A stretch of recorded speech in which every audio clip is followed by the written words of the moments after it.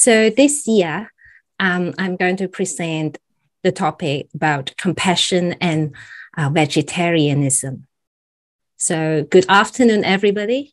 And for those who just rush in, don't worry, relax. Well, if you need a cup of water, you can.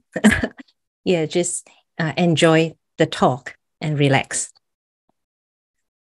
So compassion is the core tenets of Buddha Dharma. Compassion is the foundation.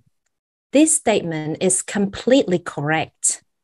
Compassion is the core of Mahayana Buddhism, and it represents the true contents of the Buddha Dharma. As Mahayana Buddhists, it is crucial to contemplate and have a complete and correct understanding of this concept.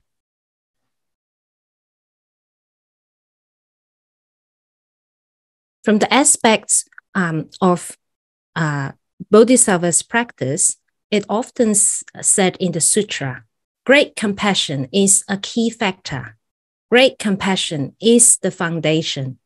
And from the perspective of Buddhahood attained by completing the Bodhisattva practices, the sutras say, all Buddha take great compassions as their essence.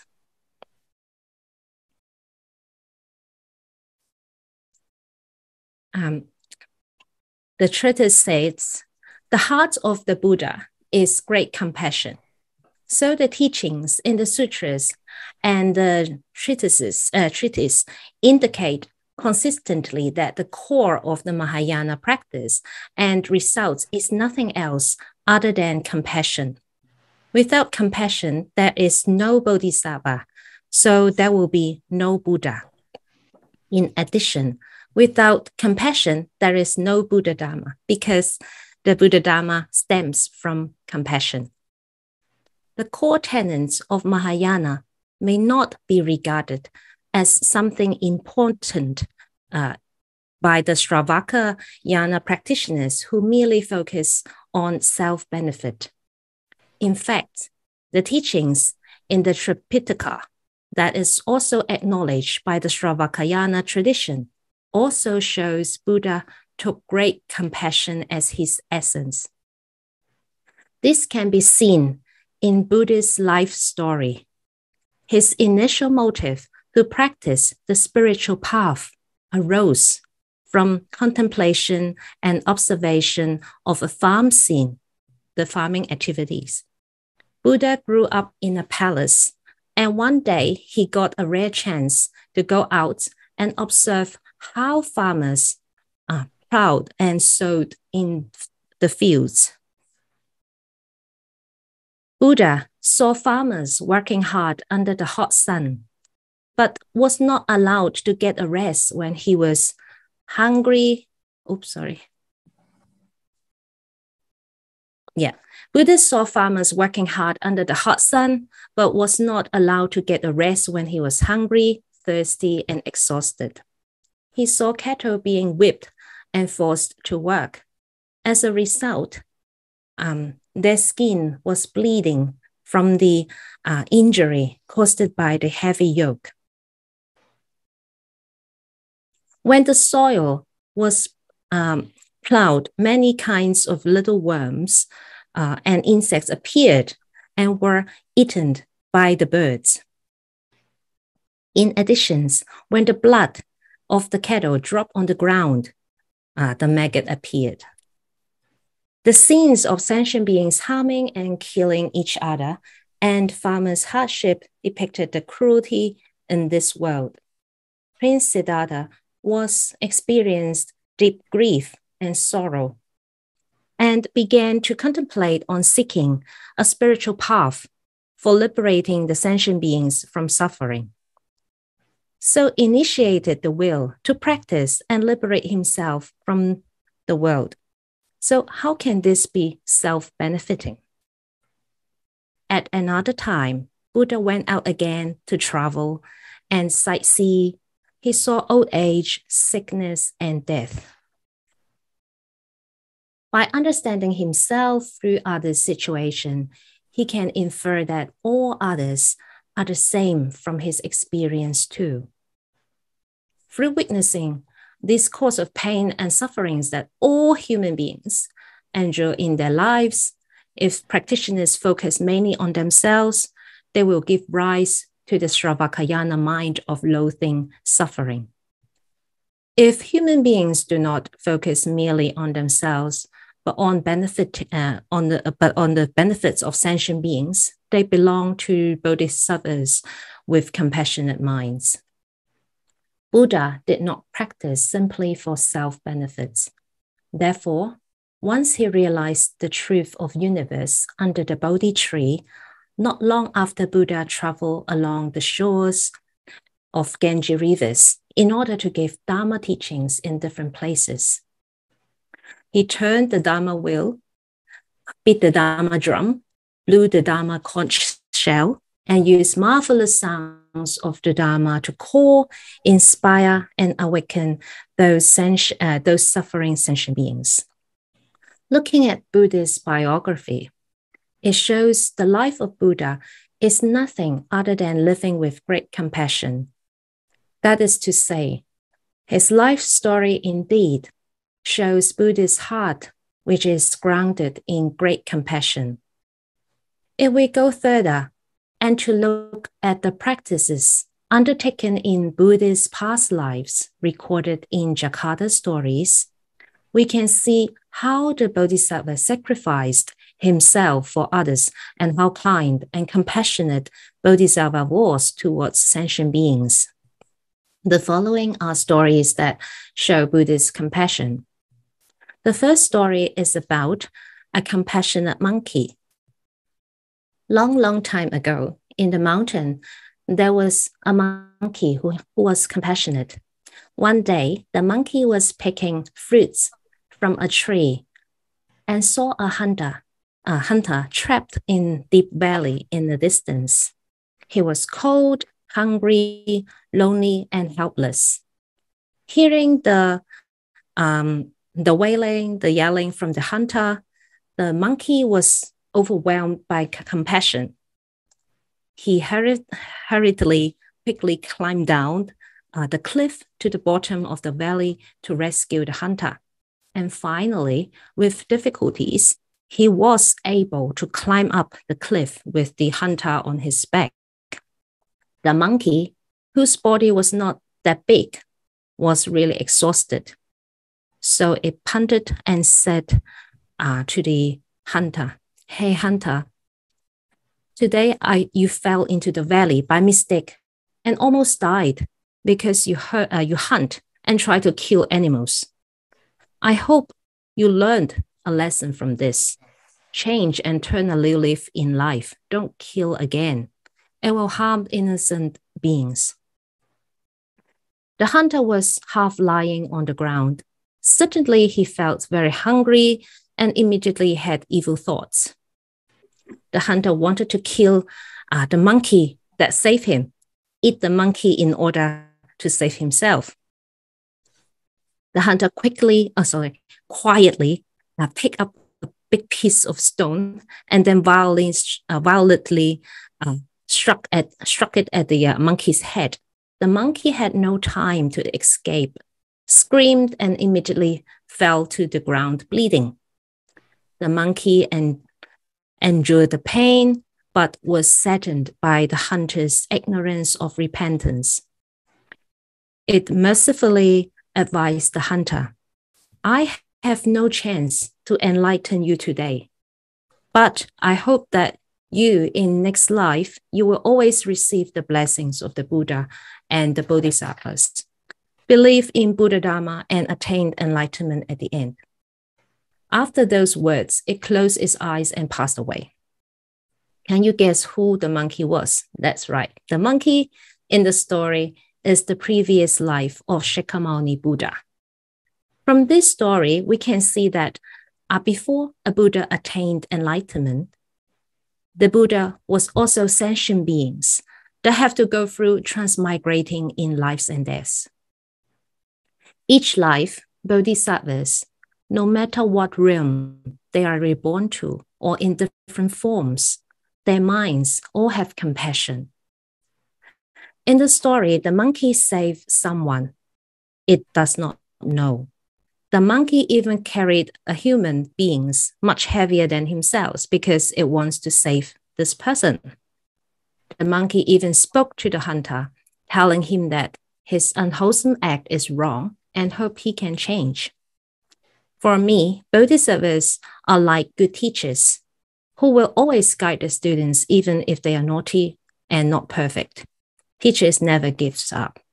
They know that students do such things because they have afflictions affected by their changing hormones.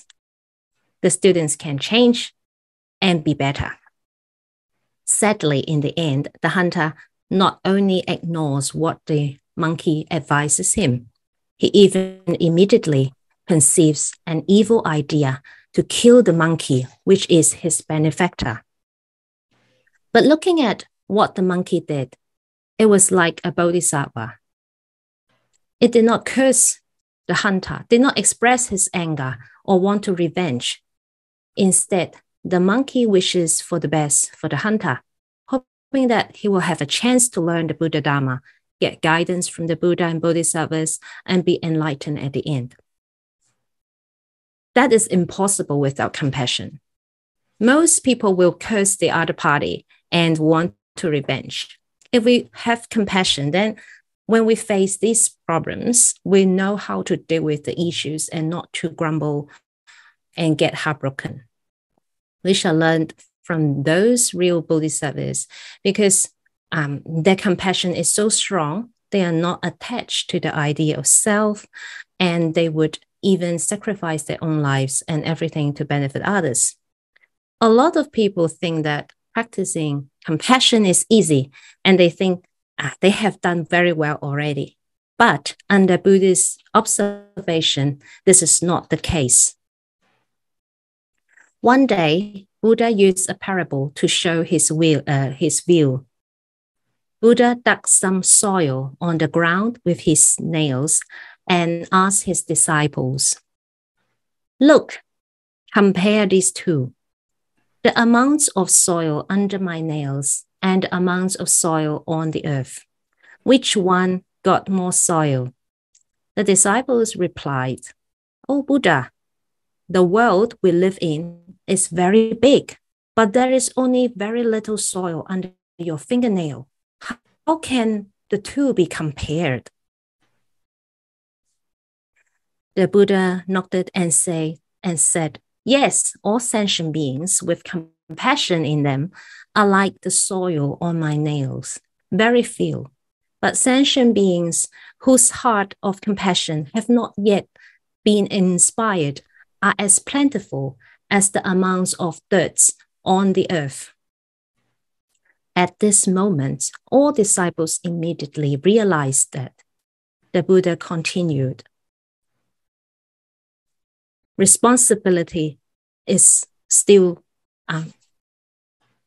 the Buddha continued, "Our responsibility is still very heavy, and there are still many sentient beings to be educated. Everyone should make great vows, initiate great compassion, and educate all sentient beings in the world so that they can open their hearts to protect and care for all sentient beings."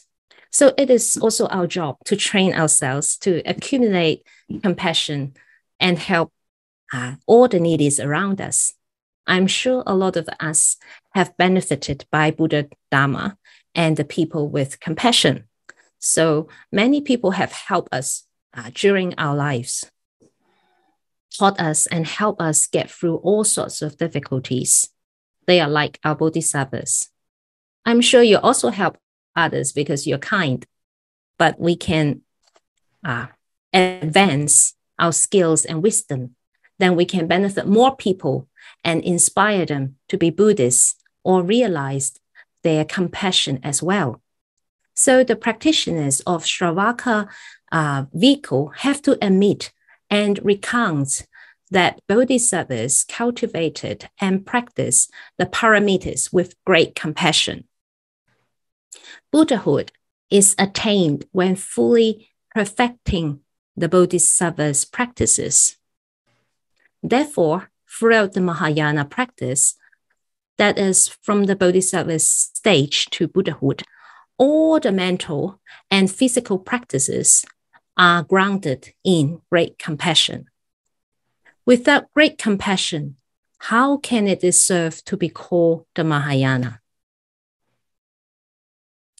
In the Mahayana Sutras, it says, although both Bodhisattvas and Shravaka practitioners are called the sons of the Buddha, a Bodhisattva is like the sons of a householder first wife, and a Shravaka practitioner is like the children of the other wives. This simile says that the Bodhisattvas are the eldest son of the primary wife who inherits Buddha's noble and pure bloodline.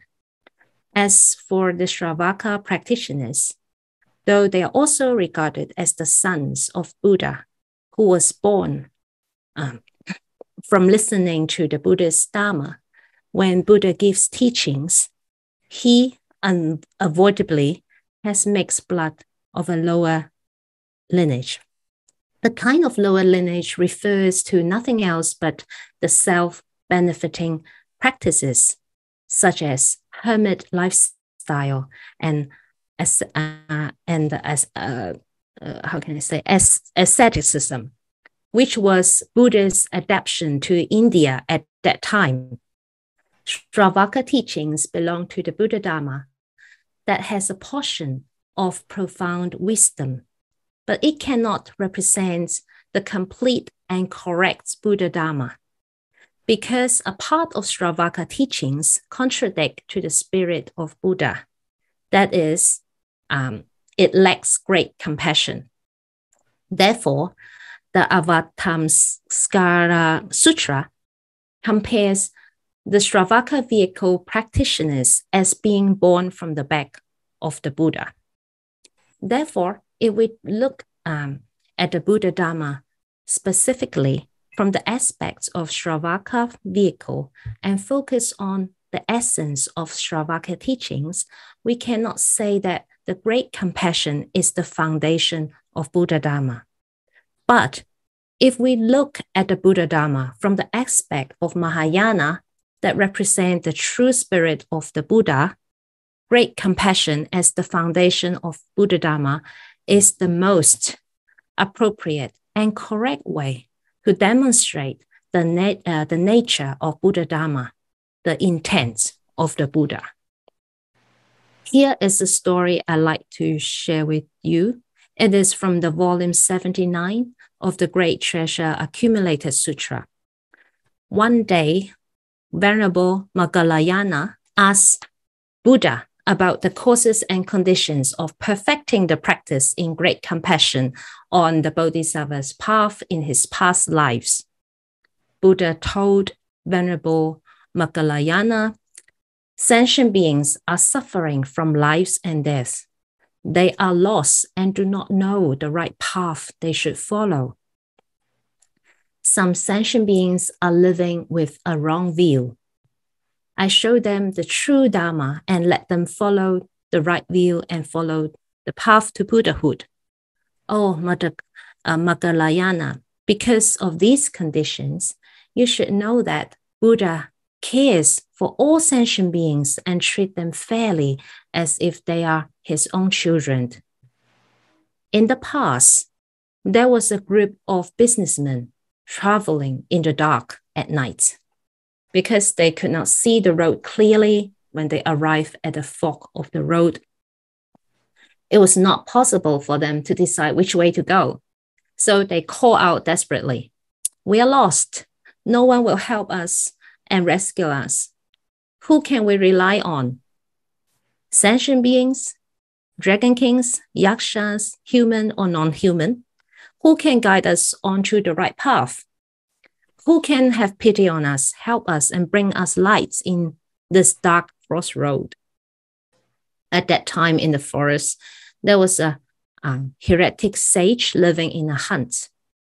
He heard the desperate calls of this businessman, and he thought, this group of businessmen lost their ways in the forest at night. If I do not save them, they may get attacked and eaten by tigers, wolves, lions, elephants, oxen, or other animals and may lose their lives. The sage shouted to the businessman loudly, "Oh, don't be scared. I'm coming to save you all, bringing you lights and guiding you to the right path." After comforting the businessman, the sage wrapped his arms with clothes, then poured oil on them and lit them up.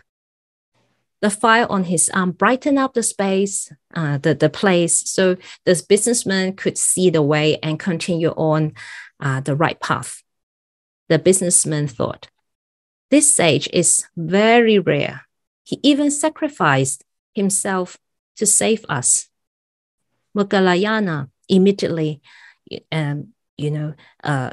Buddha told him, immediately after the sage burned his arm and lit up the place to save the businessman and guide them back on the path, his great compassion strengthened rapidly. He vowed, when I shall attain the unsurpassed and complete awakening in the future, I will enlighten sentient beings who have wrong views, guide them with Buddha Dharma and show them the right path to follow. Because the sage offered his body to save sentient beings with pure intention, his arms recovered without leaving signs of wounds or scars. Those businessmen were back on the right path. They were shocked and amazed by what they saw. How come that the sage was not injured by the flames, and there was no scars left on the sage's arms after they were burned?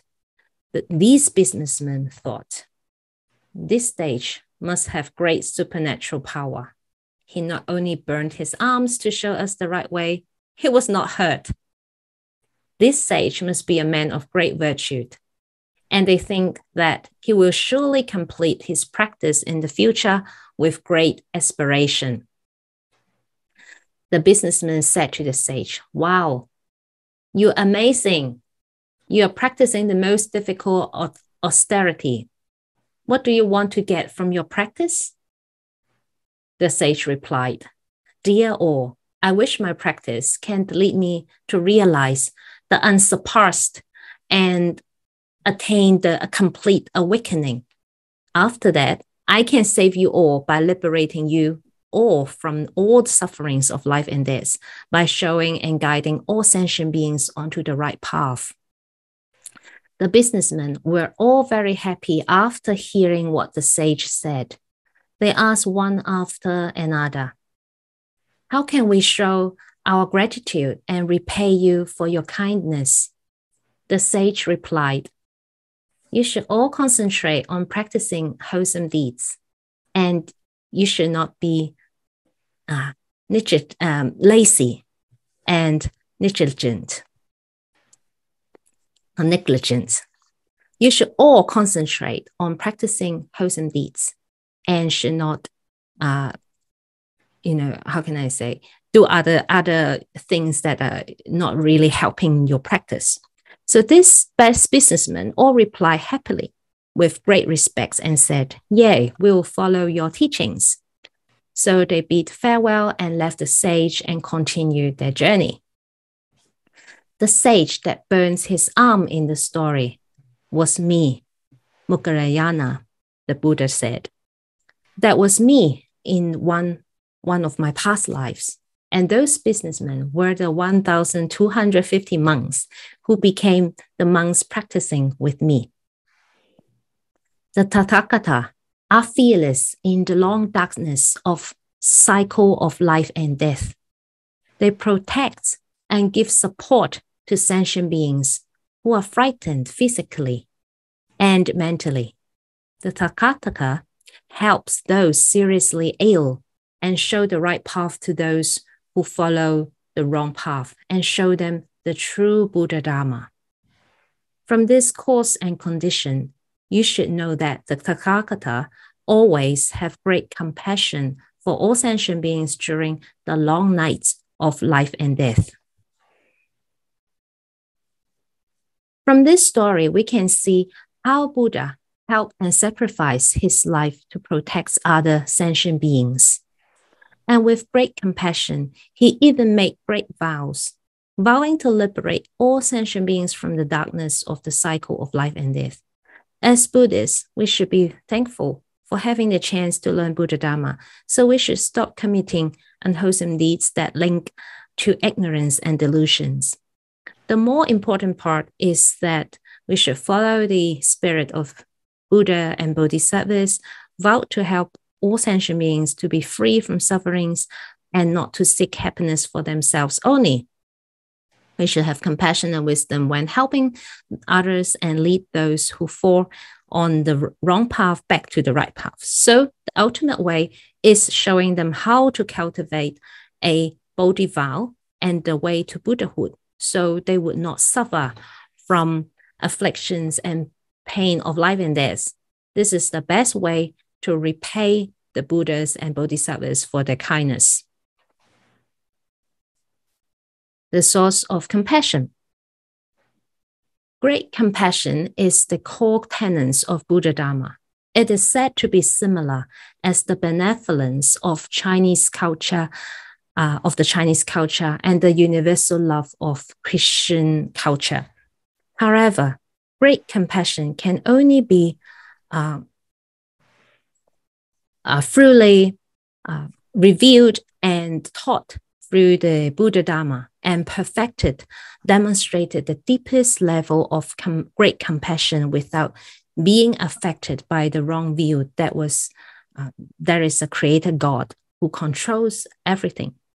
Or the case in the Chinese culture where people commonly limit their benevolence to the narrow reference just to their close families. According to Buddha Dharma, great compassion is a kind of empathy that arises with the situations and universal principles and emerges from our common understanding. The statement can be explained from two aspects: from the dependent relationship between one and another. Everything in this world, such as material things, consciousness, and life, are not independent, but are dependent phenomena that comes to exist relying on each other. All the existence of reality rely on the union of various kinds of causes and conditions. In such situation, everything appears as an individual and independent activities, which is like the knot in a net. The net that exists depending on multiple relationships. Although these conditional existence look like individual and independent activities, in truth, they are determined by relationships. Without dependent relationships, things cannot exist. Everything in our world exists according to dependent origination. That is the fact. The same applies to sentient beings and humans. To sum up, if our view of human life is based on the fact that everything exists depending on each other, such a view becomes a selfless one. In other words, selfless view of human lives is conducive to mutually helping each other, knowing and repaying kindness. Such is the view of human lives that is based on great compassion. Looking at the present life alone, people cannot live apart from society. Apart from the common relationships with family, we also have connections with others. For example, we have connections with farmers, workers, and business people who produce, manufacture, and supply food, clothing, housing, and medicine, so on. Because items such as clothing, food, shelter, and medicine all required farmers and workers to create raw materials and add value, and then need the businessmen, business people to sell these products to us. Moreover, the learning of skills and knowledge and the success from education and career rely on the help of teachers and friends.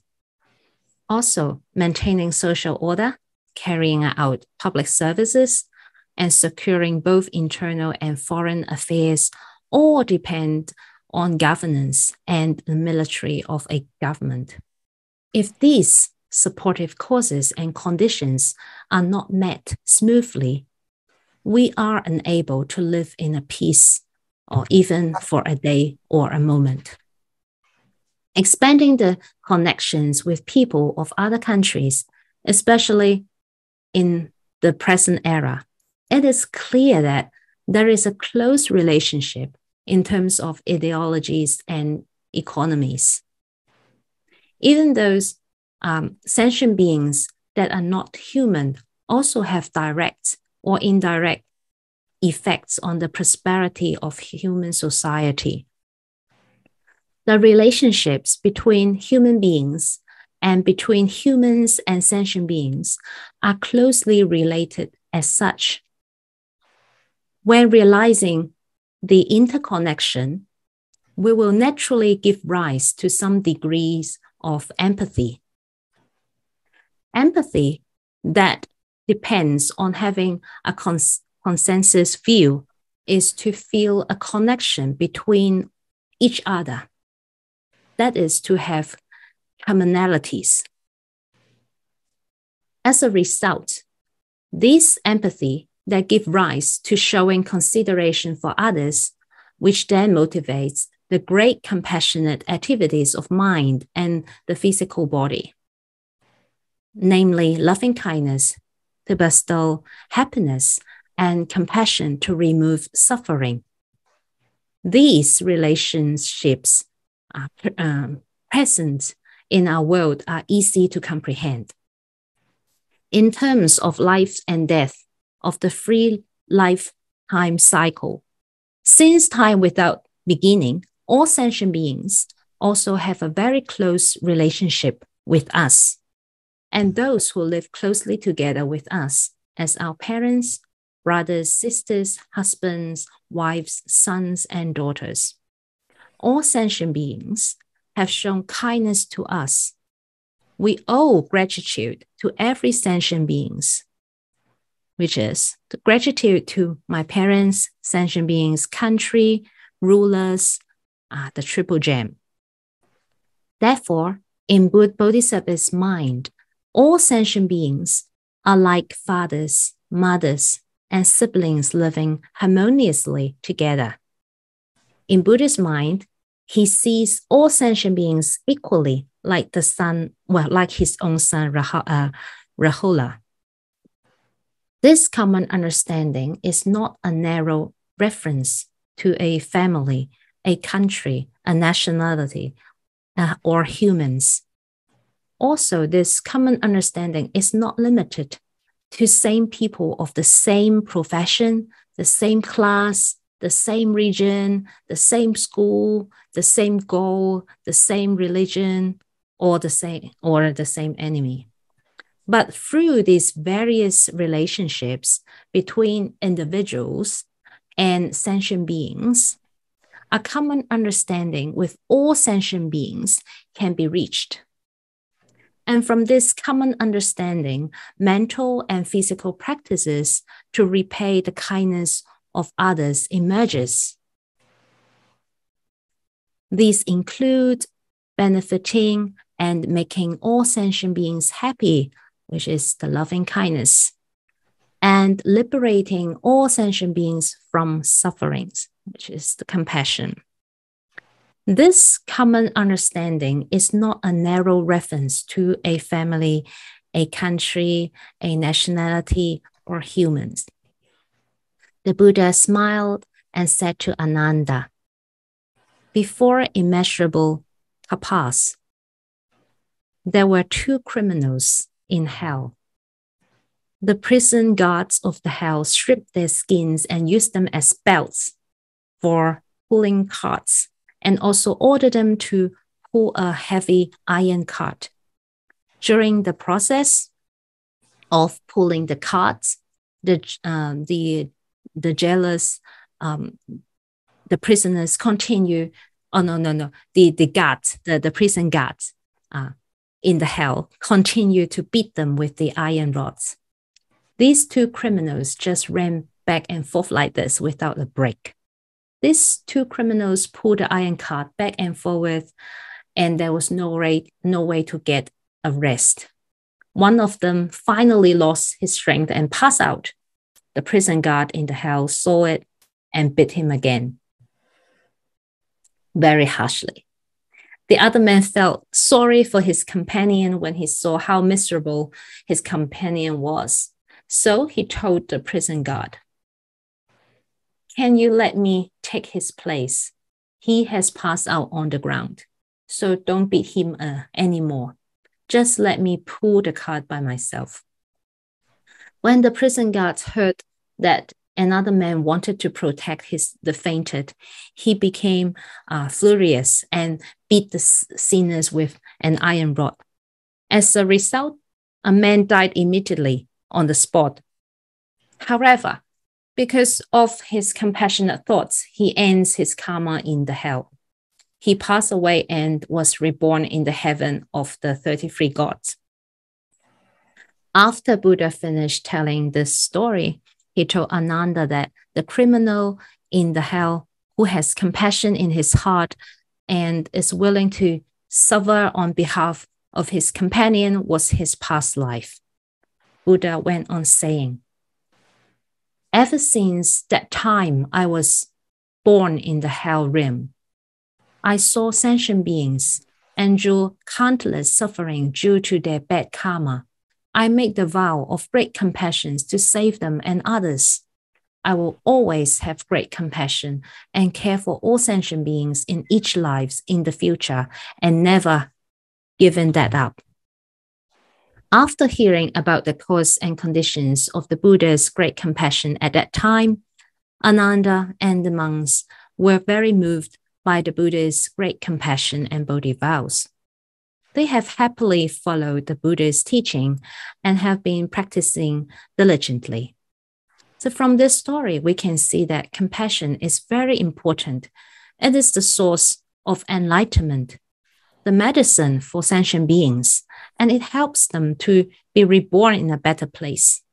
We should strive to be compassionate with everyone we meet, making it a habit to always approach others with kindness and understanding. By doing so, we can inspire those around us to do the same, and together we can create a world without war or suffering. Great compassion is the source of morality, the highest level of morality. Great compassion seems to be mysterious. It, in fact, is the empathy of showing consideration towards sentient beings, which arises through the mind that accords to the principle of dependent co-arising. Oops.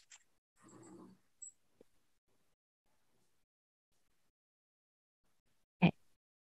So all phenomena exist through the process of dependent co-arising and have numerous relationships between each other,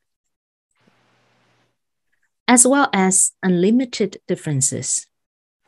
With these differences manifest is that nothing exists independently with a true intrinsic entity. Therefore, through contemplating those dependently co-arising phenomena to reach the ultimate truth, one can fully understand that all phenomena are without an intrinsic entity, but their ultimate nature is equal without duality. Such ultimate nature that is equal without duality is not God, nor does it belong to this or others. Rather, It is original nature of all dependently co-arising phenomena. When looking at all dependently co-arising phenomena from the aspect of ultimate nature that is equal without duality, the underlying meaning is not just the relationship of mutual support. The deeper meaning is that everyone is equal without duality.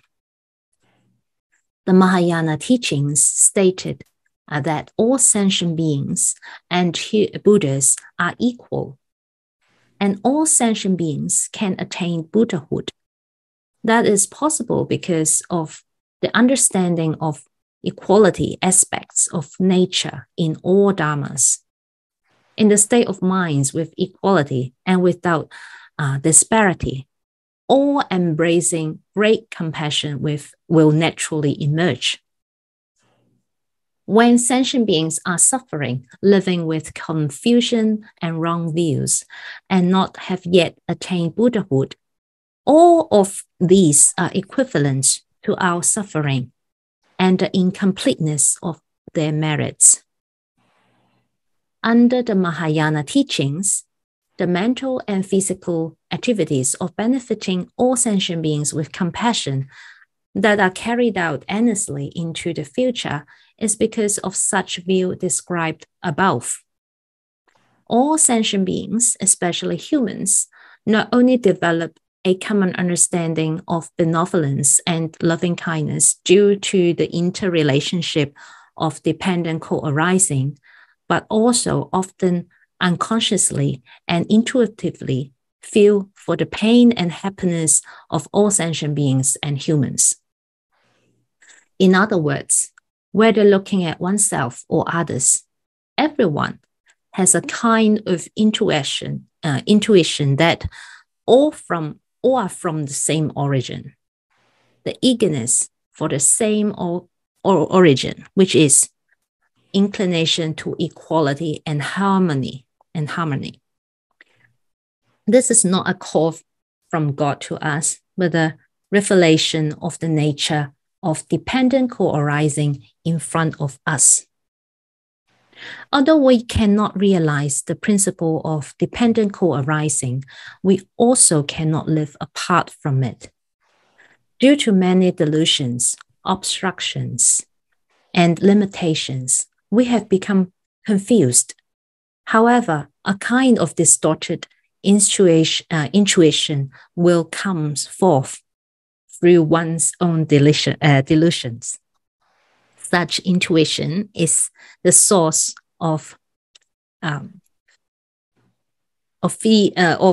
something distorted, wrong thinking, wrong view, of theism, the source of notions of morality, and the source of the spirit of great compassion.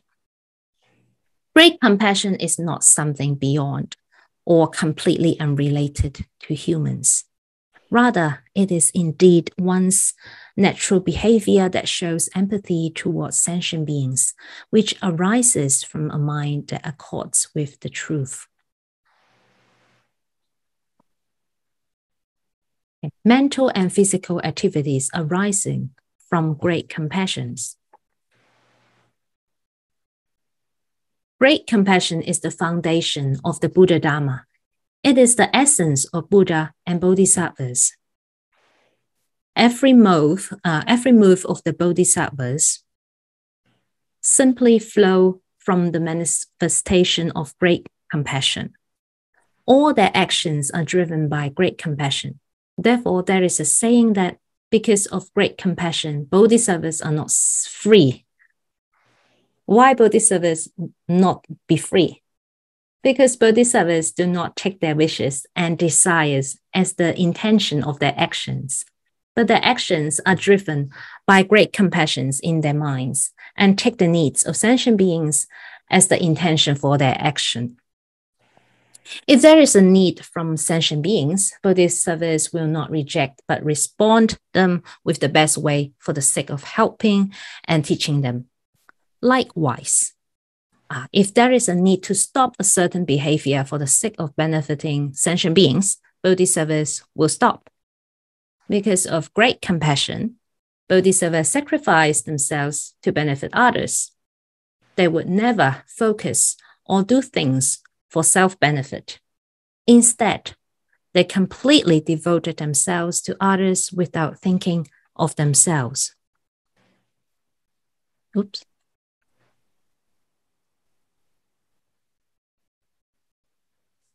The great compassionate mind of Bodhisattvas include the four immeasurable minds, which are loving kindness, compassion, appreciative joy, and impartiality. Loving kindness refers to offer welfare, both worldly and transcendental benefits to sentient beings. Compassion is to relieving the hardship and sufferings of sentient beings, free from sufferings and seeing the happiness of sentient beings as our happiness. Impartiality is to treat both fond of or not with equality and not hold on to the favors and resentment of sentient beings to us and have love or hate towards that. Bring happiness and removing sufferings are the main contents of great compassion. However, if we have the habit of jealousy and get upset when seeing others fortunate and happy, or have hatred in our minds and have a strong personal relationship with others, then these emotions will lead one to either love this person or hate that person. This will never initiate fair and selfless great compassion. Therefore, Bodhisattvas not only need to have great compassion, but also appreciate joy and impartiality. Only with the union of loving kindness, compassion, appreciative joy, and impartiality can there be a great compassion. However, only having compassion is not enough. It is crucial to carry out compassionate deeds. In other words, Bodhisattvas need to enrich compassion through real deeds and not merely contemplate about compassion. This practice that enrich compassion are called acts of benefiting others, and the outline of such practices include generosity, kind speech, beneficial deeds, and cooperation, which are also known as the four all-embracing virtues. Giving. Generosity is to provide financial support or physical help, and even sacrifice one's life for others. Such deeds are the giving of material wealth, giving of Dharma, which includes offers guidance through ideologies and use righteous Dharma to teach people. Even just offering a word or sentence that can help sentient beings change their mindset from unwholesome to become wholesome, such deeds are the giving of Dharma.